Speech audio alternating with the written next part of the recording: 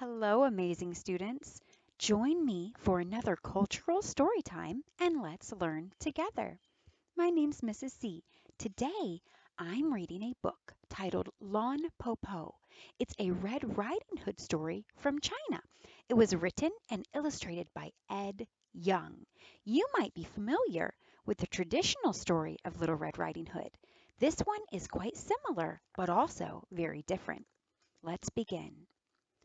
Once, long ago, there was a woman who lived alone in the country with her three children, Shang, Tao, and Paozi. On the day of their grandmother's birthday, the good mother set off to see her, leaving the three children at home. Before she left, she said, "Be good while I am away, my heart-loving children. I will not return tonight. Remember to close the door tight at sunset and latch it well." So latching it is like locking it. But an old wolf lived nearby and saw the good mother leave. At dusk, disguised as an old woman, he came up to the house of the children and knocked on the door twice. Bang, bang! Shang, who was the eldest, said through the latched door, "Who is it?" "My little jewels," said the wolf. "This is your grandmother, your Popo." "Popo," Shang said, "our mother has gone to visit you." Trying to be tricky. The wolf acted surprised. "To visit me? I have not met her along the way. She must have taken a different route." "Popo," Shang said, "how is it you came so late?"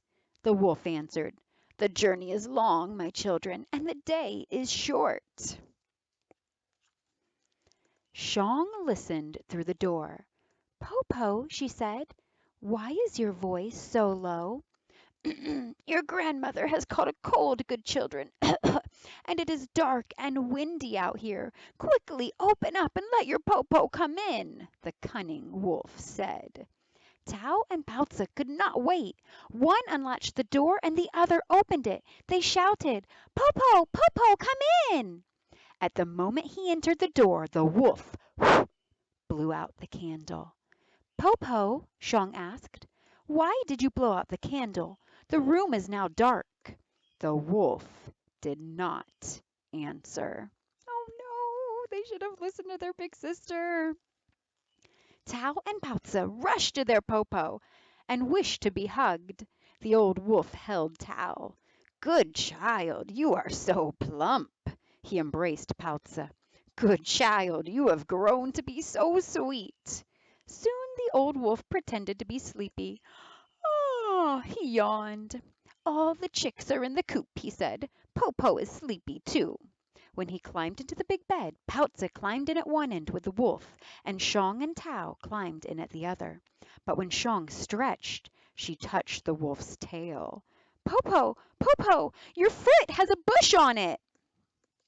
I think she knows. "Popo has brought hemp strings to weave you a basket," the wolf said. Shang touched grandmother's sharp claws. "Popo, Popo, your hand has thorns on it." "Popo has brought an awl to make shoes for you," the wolf said. At once Shang lit the light and the wolf blew it out again. But Shang had seen the wolf's hairy face. "Popo, Popo," she said, for she was not only the eldest, she was the most clever.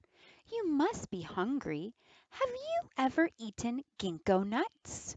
"What is ginkgo?" the wolf asked. "Ginkgo is soft and tender like the skin of a baby. One taste and you will live forever," Shang said. "And the nuts grow on top of the tree just outside the door." The wolf gave a sigh. "Oh dear, Popo is old. Her bones have become brittle. No longer can she climb trees." "Good Popo, we can pick some for you," Shang said. The wolf was delighted. Shang jumped out of the bed, and Tao and Potsa came with her to the ginkgo tree. There Shang told her sisters about the wolf, and all three climbed the tall tree. The wolf waited and waited. Plump Tao did not come back. Sweet Pouza did not come back. Shang did not come back, and no one brought any nuts from the ginkgo tree. At last the wolf shouted, "Where are you, children?" "Popo," Shang called out, "we are on the top of the tree eating ginkgo nuts."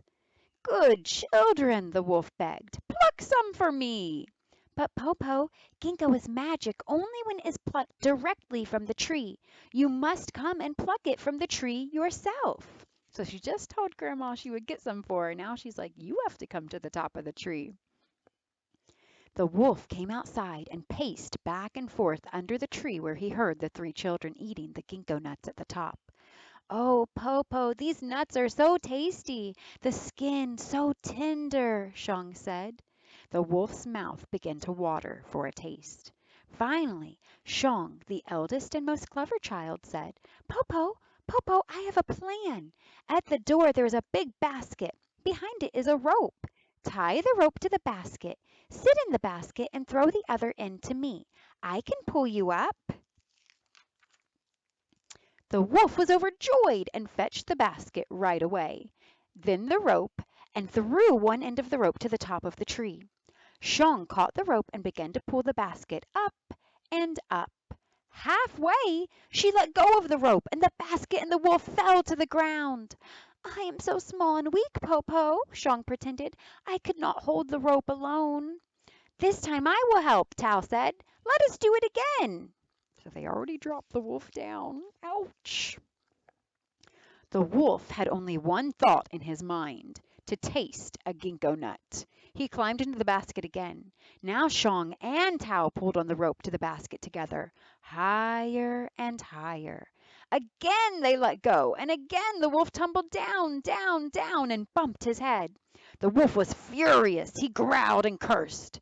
"We could not hold the rope, Popo," Shang said, "but only one ginkgo nut and you will be well again."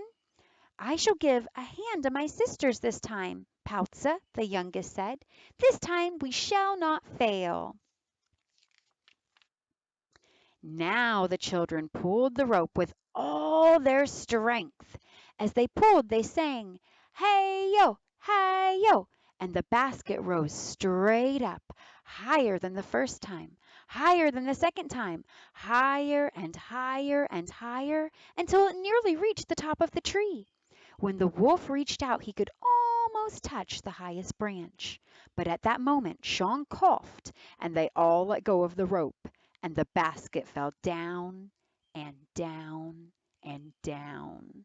Not only did the wolf bump his head, but he broke his heart to pieces. "Popo!" Shang shouted, but there was no answer. "Popo!" Tao shouted, but there was no answer. "Popo!" Poutsa shouted, but there was still no answer. The children climbed to the branches just above the wolf and saw that he was truly dead. Then they climbed down, went into the house, closed the door, locked the door with a latch, and fell peacefully asleep. On the next day their mother returned with baskets of food from their real Popo, and the three sisters told her the story of the Popo who had come. The end. So, if you've ever heard the traditional Little Red Riding Hood that we usually hear in the United States, think about all of the ways it's similar or the same to Lon Popo, and then maybe talk about the ways it's different or not the same. It's really fun to do things like that. I hope you enjoyed this cultural story time, and I will see you next time. Goodbye, everyone.